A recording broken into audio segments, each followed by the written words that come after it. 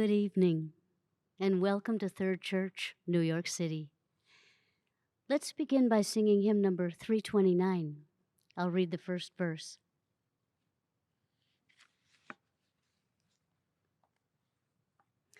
The heavens declare the glory of him who made all things. Each day repeats the story. Each night its tribute brings to earth's remotest border. His mighty power is known in beauty, grandeur, order. His handiwork is shown. Hymn number 329.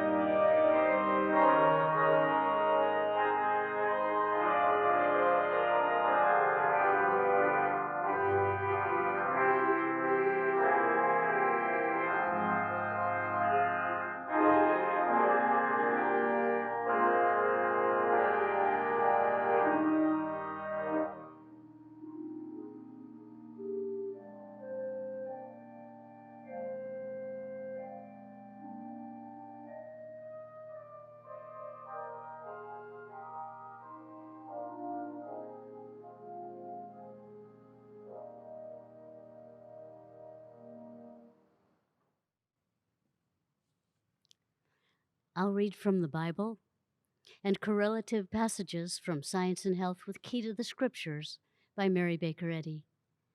This week's readings have to do with the healing in consciousness of the belief of climate and weather extremes.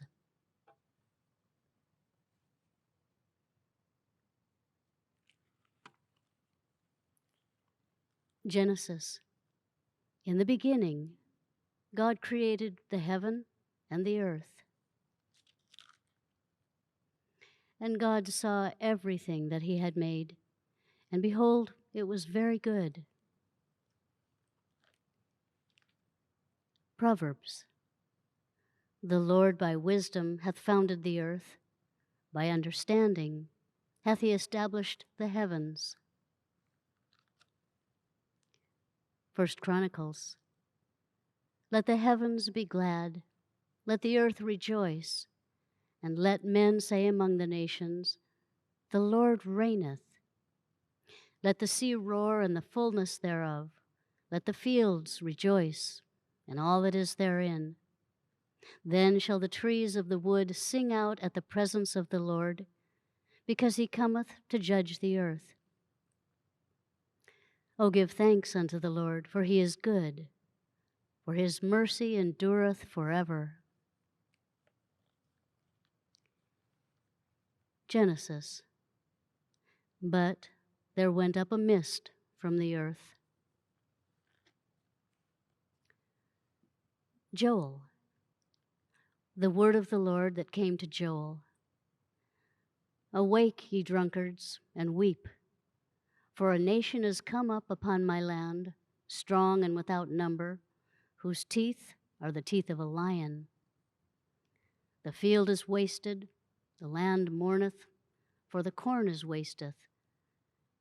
The new wine is dried up, the oil languisheth. Gird thyselves and lament, ye priests. Sanctify a feast. Call a solemn assembly. Gather the elders and all the inhabitants of the land into the house of the Lord your God, and cry unto the Lord. Alas for the day of the Lord is at hand. O Lord, unto thee will I cry, for the fire hath devoured the pastures of the wilderness, and the flame hath burned all the trees of the field. The beasts of the field cry also unto thee, for the rivers of waters are dried up. Blow ye the trumpet in Zion, and sound an alarm in my holy mountain. A day of darkness and gloominess, a day of clouds and of thick darkness, as the morning spread upon the mountains. The earth shall quake, the heavens shall tremble, the sun and the moon shall be dark, and the stars shall withdraw their shining, and the Lord shall utter his voice.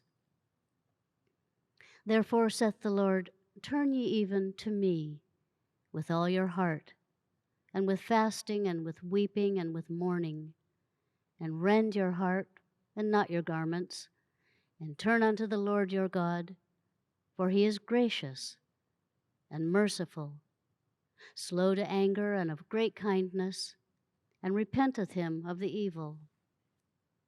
Yea, the Lord will answer and say unto his people, behold, I will send you corn, and wine, and oil, and ye shall be satisfied therewith.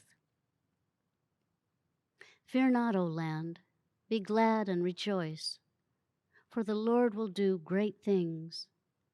Be not afraid, ye beasts of the field, for the pastures of the wilderness do spring. For the tree beareth her fruit, the fig tree and the vine do yield their strength.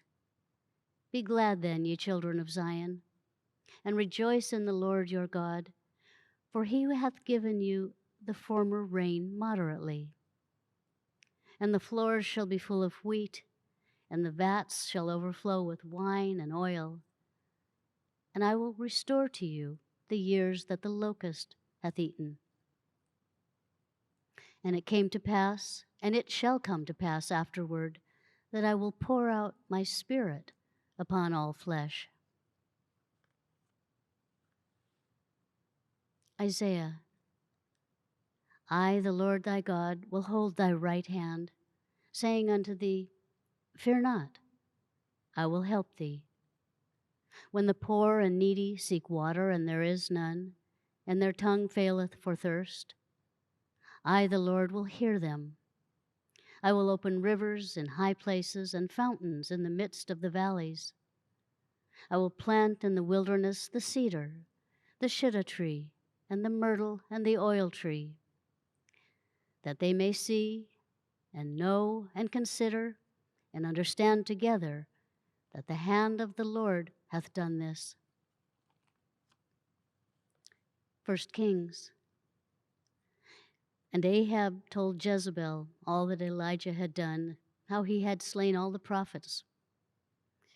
Then Jezebel sent a messenger unto Elijah, saying, so let the gods do to me, and more also, if I make not thy life as the life of one of them by tomorrow.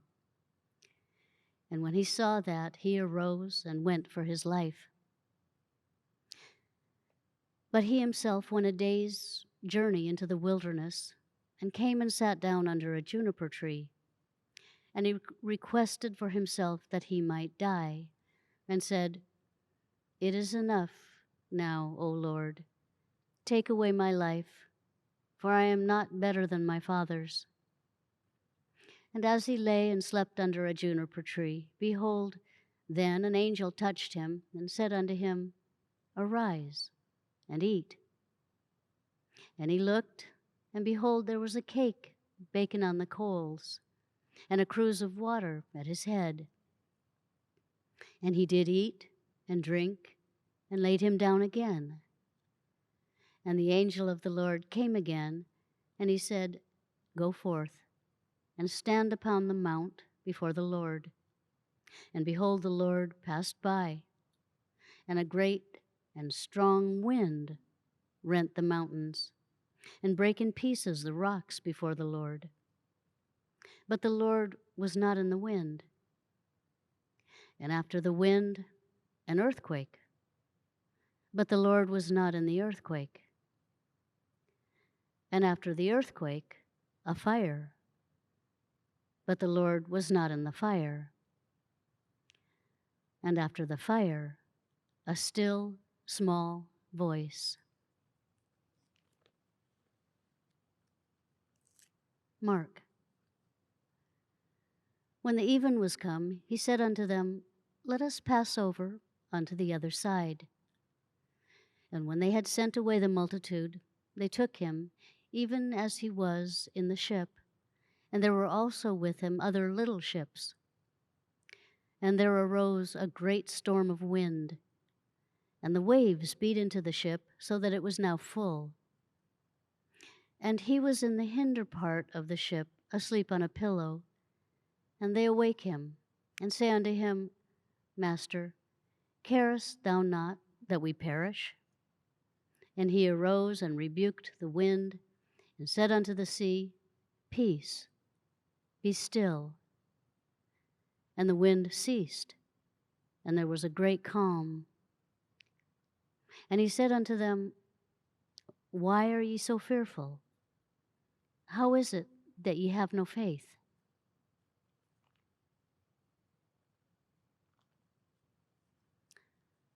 Matthew. And seeing the multitudes, he went up into a mountain, and he opened his mouth and taught them. Whosoever heareth these sayings of mine, and doeth them, I will liken him unto a wise man, which built his house upon a rock. And the rain descended, and the floods came, and the winds blew, and beat upon that house, and it fell not, for it was founded upon a rock. And every one that heareth these sayings of mine, and doeth them, shall be likened unto a foolish, and doeth them not, shall be likened unto a foolish man, which built his house upon the sand. And the rain descended, and the floods came, and the winds blew, and beat upon that house, and it fell, and great was the fall of it.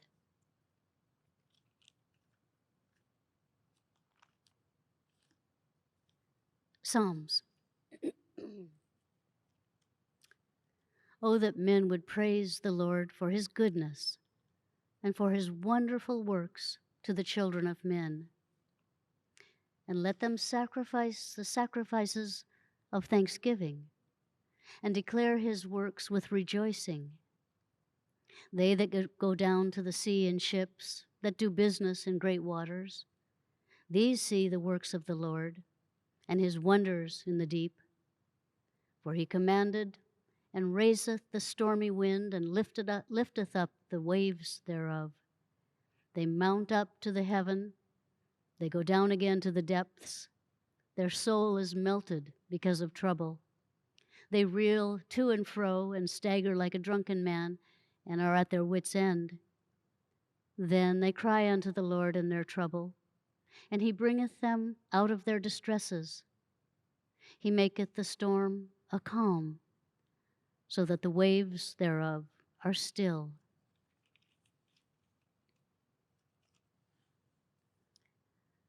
Bless the Lord, O my soul. O bless, O Lord my God, thou art very great.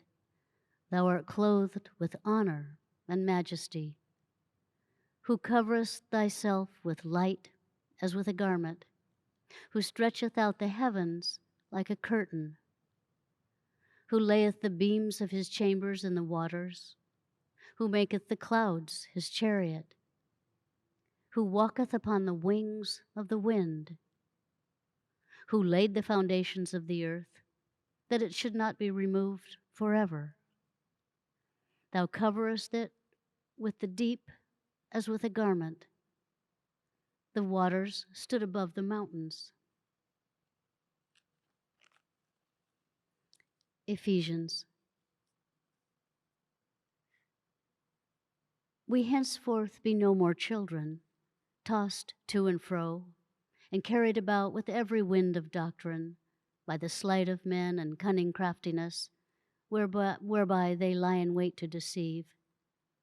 But speaking the truth in love, may grow up into him in all things, which is the head, even Christ.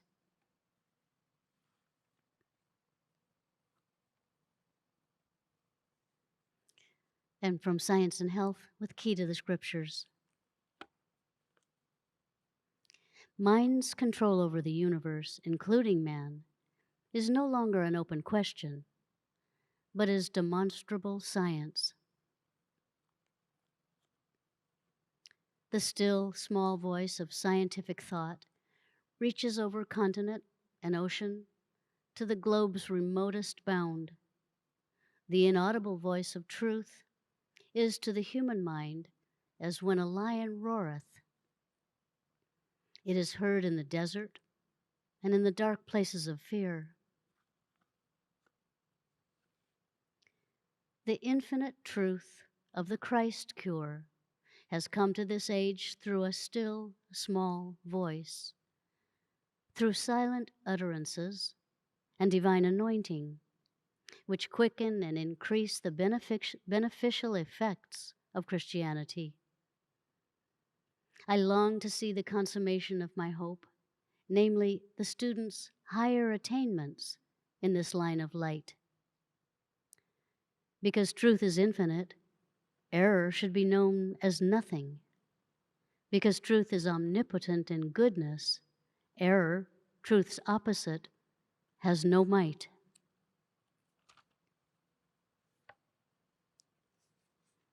The effects of Christian Science are not so much seen as felt.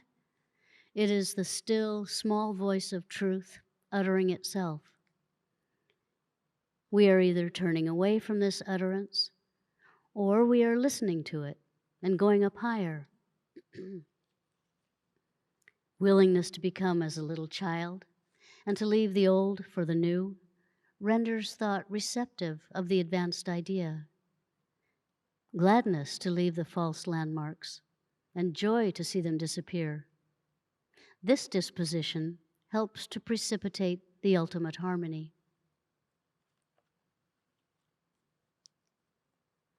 Nature voices natural, spiritual law and divine love, but human belief misinterprets nature. Arctic regions, sunny tropics, giant hills, winged winds, mighty billows, verdant vales, festive flowers, and glorious heavens all point to mind, the spiritual intelligence they reflect. The floral apostles are hieroglyphs of deity. Suns and planets teach grand lessons. The stars make night beautiful, and the leaflet turns naturally towards the light. In the order of science, in which the principle is above what it reflects, all is one grand concord. Change this statement. Suppose mind to be governed by matter, or soul and body, and you lose the keynote of being, and there is continual discord. Error soweth the wind, and reapeth the whirlwind. Erring power is a material belief, a miscalled force, the offspring of will and not of wisdom, of the mortal mind and not of the immortal. It is the headlong cataract, the devouring flame, the tempest's breath. It is lightning and hurricane, all that is selfish, wicked, dishonest, and impure. Moral and spiritual might belong to Spirit, who holds the wind in his fists. And this teaching accords with science and harmony. Your influence for good depends upon the weight you throw into the right scale. The good you do and embody gives you the only power obtainable. Evil is not power. It is a mockery of strength, which ere long betrays its weakness and falls, never to rise. Mind, supreme over all its formations, and governing them all, is the central sun of its own systems of ideas, the life and light of all its own vast creation. And man is tributary to divine mind. The material and mortal body or mind is not the man. The world would collapse without mind, without the intelligence which holds the winds in its grasp.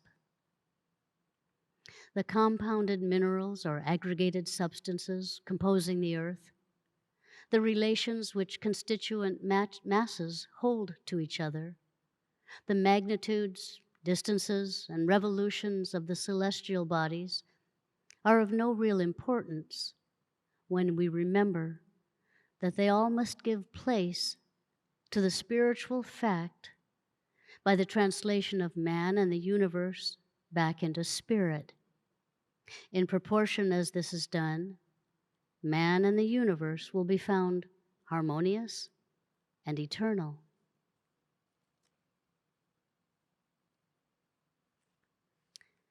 This material world is even now becoming the arena for conflicting forces. On one side, there will be discord and dismay.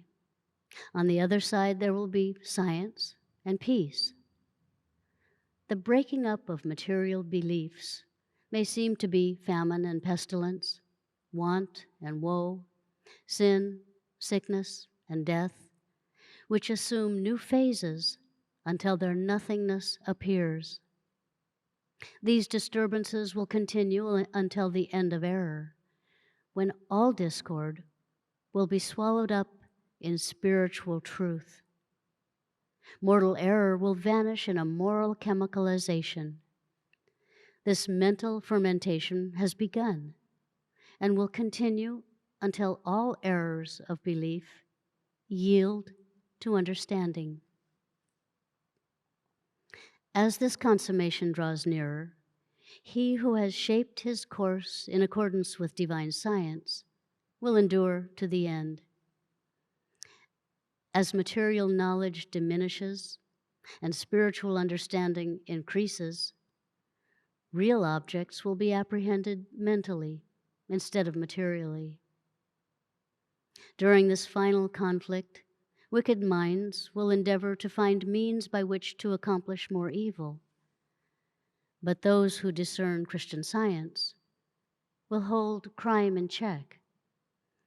They will aid in the ejection of error.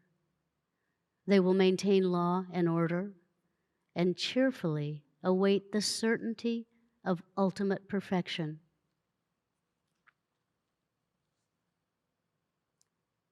There is no vapid fury of mortal mind, expressed in earthquake, wind, wave, lightning, fire, bestial ferocity, and this so-called mind is self-destroyed. The manifestations of evil which counterfeit divine justice are called in the scriptures the anger of the Lord. In reality, they show the self-destruction of error or matter and point to matter's opposite, the strength and permanency of spirit. Christian Science brings to light truth and its supremacy, universal harmony, the entireness of God, good, and the nothingness of evil.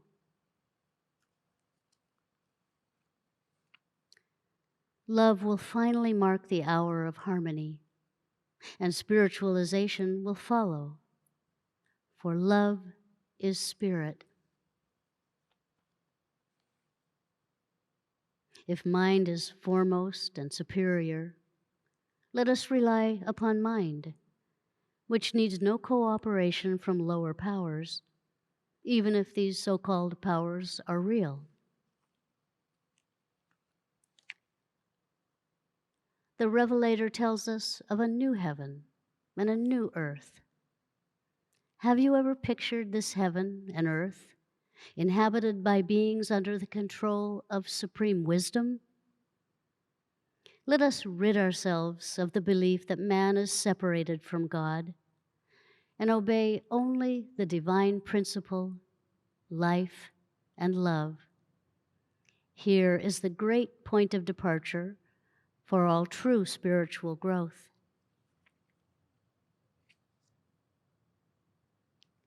Let us learn of the real and prepare for the reign of spirit, the kingdom of heaven, the reign and rule of universal harmony, which cannot be lost nor remain forever unseen. Let unselfishness, goodness, mercy, justice, health, holiness, love, the kingdom of heaven, reign within us, and sin, disease, and death will diminish until they finally disappear. Let us rejoice that we are subject to the divine powers that be. Such is the true science of being.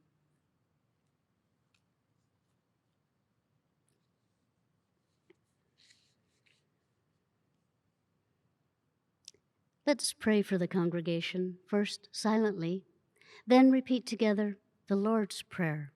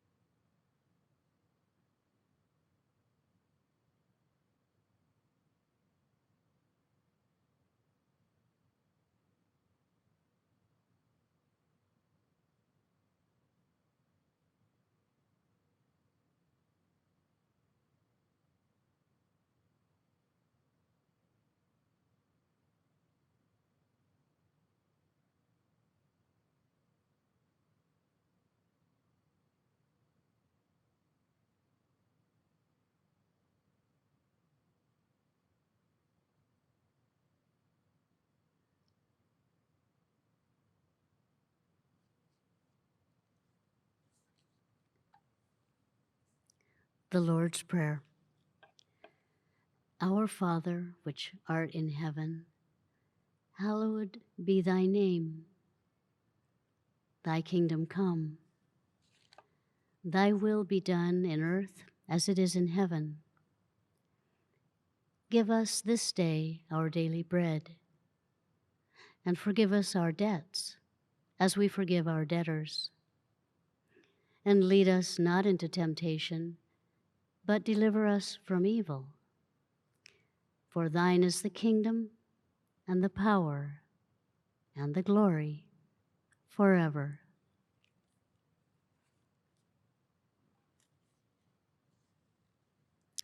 Let's sing hymn number 6.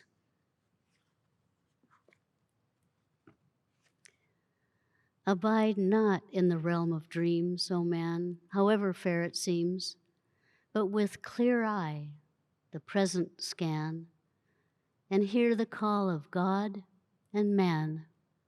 Hymn number 6.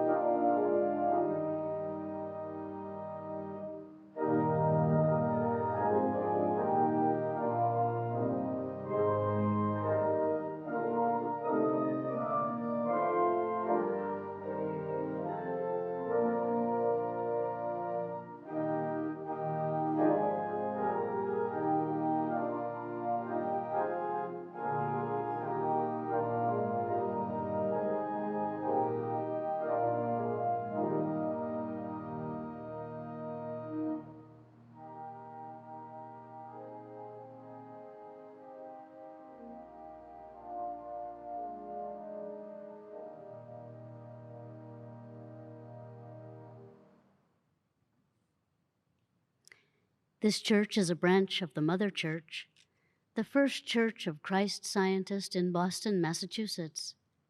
We hold Sunday services at 11 a.m. and Wednesday testimony meetings at 7:30 p.m. We also have services in Spanish, Sundays at 1 p.m. and Wednesdays at 5:30 p.m. All services are now held online and in person, and you're always welcome. Third Church offers Sunday school classes online and in person for children and teens. These free one-hour classes are held each Sunday, where students learn how much God loves them and cares for them. They also learn about the Bible characters and lessons and the healing power of truth. For more information on times and classes, please send us an email, thirdchurch@thirdchurchnyc.com. Third Church maintains a reading room on the first floor of this building. The reading room provides a quiet place for prayer and study, and all are welcome. Here you may purchase books and recordings on Christian Science. The reading room also has the latest issues of the Christian Science Monitor, an award-winning international news weekly, available to read or purchase. Reading room hours are Monday through Friday, from 1 to 4 p.m. Christian Science is practical and it heals. Our meeting is now open for all to share experiences of healing and spiritual insights that prove God's ever-presence and power in their lives. If you're listening by telephone and would like to share, please press *6 and wait until your line is unmuted. Please speak directly into the microphone of your phone. Don't use the speakerphone. This way, your message will be easier to hear. If you're watching by Zoom, you can choose the raise your hand icon or unmute yourself and speak. There was a line in the middle hymn that I hadn't thought about for quite some time, but with clear eye, the present scan. Many years ago, I was in a practitioner's office. She was the first practitioner I had ever seen, and I went back home for Christmas, and I wanted to see her, etc. And I didn't go there with a particular problem or issue, I don't think. I probably had a problem or issue. She may have worked for me, but I do just remember sort of speaking to her about my class instruction, etc. And in the conversation, we were talking about healing, I guess, and sticking with it. And sometimes things seem very dire. And she told me the story of a little boy, Christian Science boy, who I don't remember what was wrong with his leg, but the problem was not yielding. The mother was a Christian Scientist and the father was not. And this practitioner got a call at some point one day in the afternoon, I think, from the mother saying the child is in the hospital and they are preparing to amputate the leg. This was very alarming to all concerned. She packed up her books and went to the hospital. Now, of course, ethically, she could no longer work for the child. I'm assuming she worked for the mother. And in the process of her working, she sat near the room in which the little boy was headquartered, with a bustle of doctors and nurses going in and out of the room with machines and all that kind of thing. And a line came to her, which was unfamiliar to her, but with clear eye, the present scan. She didn't know where that line came from. She eventually went home, I suppose, and did some concordance work and found it was hymn number 6. She said she didn't even remember ever having sung hymn number 6. But that was the turning point, because she knew that with clear eye, the present scan, she could see, does it say the call of God in man? She could see that God was totally at work on the case. And within the next bit of time, I don't remember whether it was an hour or so, the doctors and nurses, the parade of doctors and nurses sort of petered out, and there was quiet, and they must have done another scan of some sort and decided that the leg was healed and there was no need for amputation. A rather solid, clear-cut, and dramatic healing, showing a number of things, I guess, but one is that the omniscience of mind always tells us what we need to know, always gives us the inspiration to know what truth is needed in that moment. Certainly Mrs. Eddy could scan very clearly, and the story we all know probably is when she was in New Hampshire and some terrible storm was approaching. She was, I think, in that office with that bay window, and she could see, I don't know if it was a tornado, but it was certainly going to be a major and destructive thunderstorm. Mrs. Eddy did not like thunderstorms.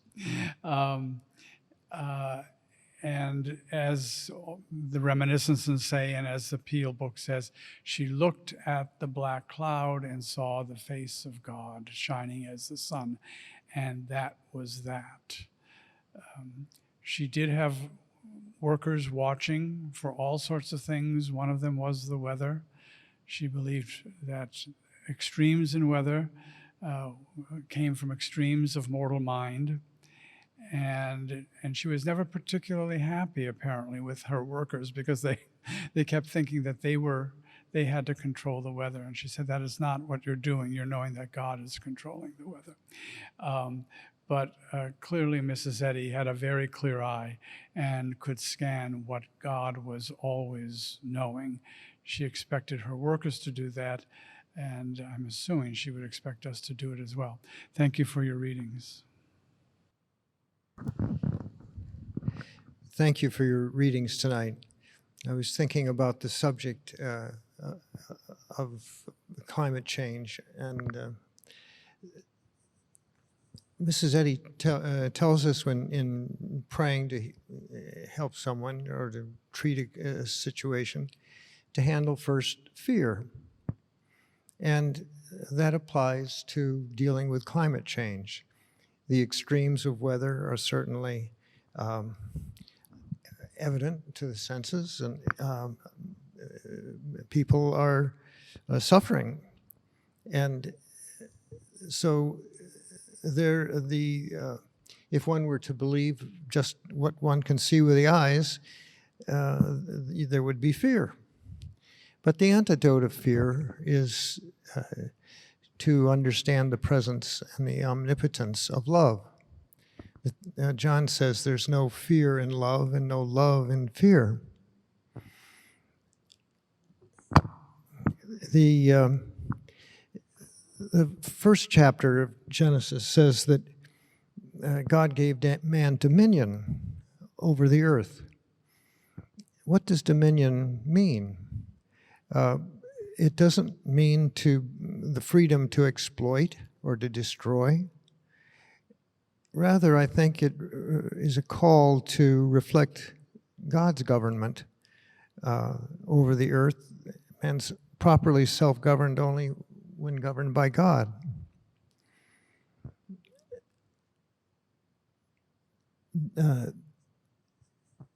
Mrs. Eddy gives in the interpretation of "Thy will be done."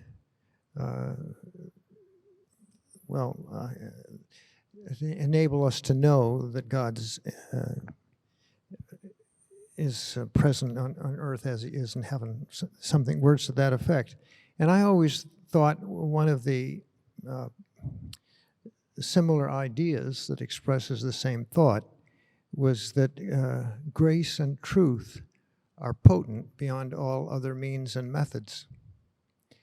And grace is, Mrs. Eddy says, that we need, what we most need is the prayer, fervent desire for growth in grace, and expressed in patience, meekness, love, and good deeds. It is this grace, this presence of expressing God, that will be potent beyond all other means to deal with the challenge of climate change. Also, when Jesus says that to love one another, I think as the earth evolves, as society evolves, the idea and the demand to love one another it begins to mean new things. And one of the ways that we will love one another is to acknowledge the common interest that we all have in expressing a harmonious government of the earth in conduct that does not exploit or destroy, but that conserves and protects. And that idea, that new form of grace must be expressed just as the Christ is always present and always here and always giving us the ideas that are needed and appropriate for the current occasion. And that can be the solution, the only spiritual solution, just as you read about Jesus healing the wave or causing the waves to cease, stilling the storm. That power of divine love, of principle, that the allness of God good, when held in consciousness, more commonly and by all mankind, will give us the quality of thought needed for the occasion.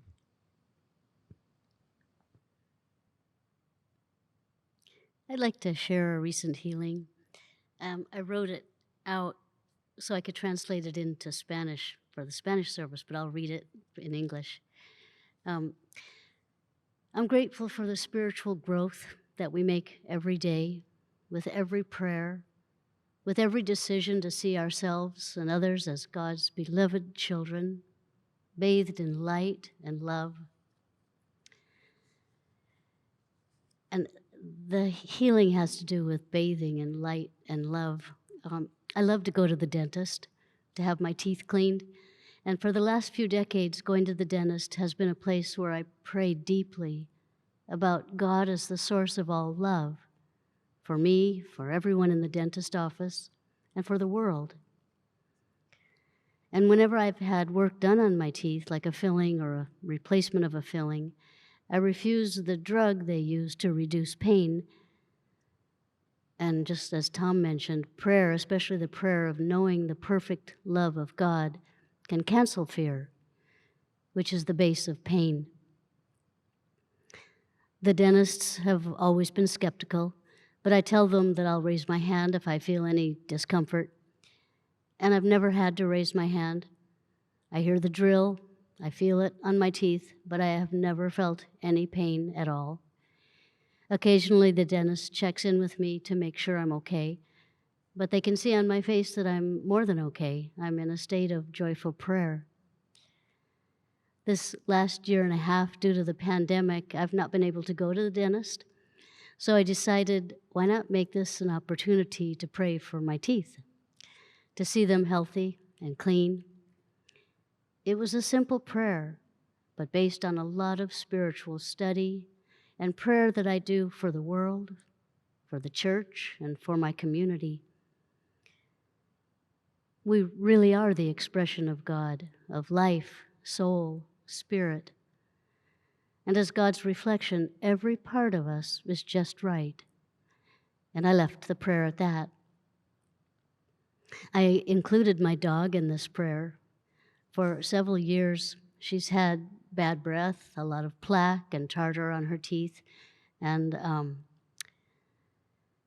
when she goes in for shots that are required by law, they always tell us that we need to have our teeth cleaned professionally.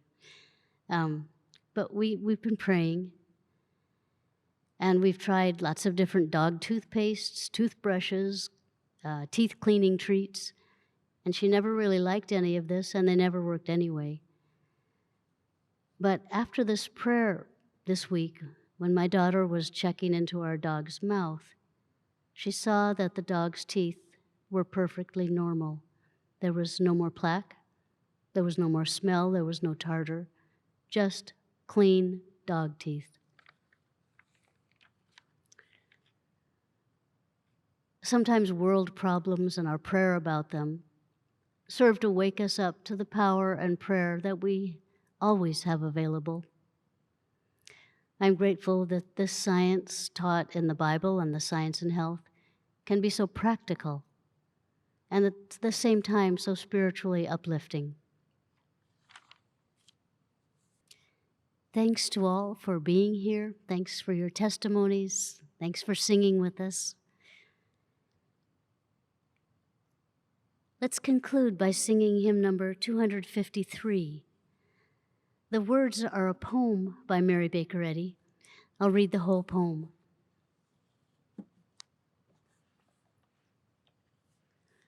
This is called Christ, My Refuge.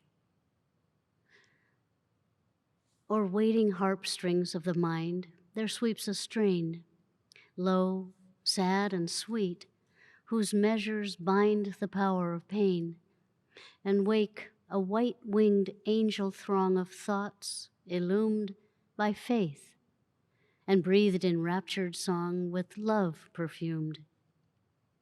Then his unveiled sweet mercies show life's burdens light. I kiss the cross and wake to know a world more bright. And o'er earth's troubled, angry sea, I see Christ walk, and come to me, and tenderly, divinely talk. Thus truth engrounds me on the rock, upon life's shore, 'gainst which the winds and waves can shock, oh, nevermore. From tired joy and grief afar, and nearer thee, Father, where thine own children are, I love to be. My prayer, some daily good to do to thine, for thee, an offering pure of love, whereto God leadeth me. Hymn number 253.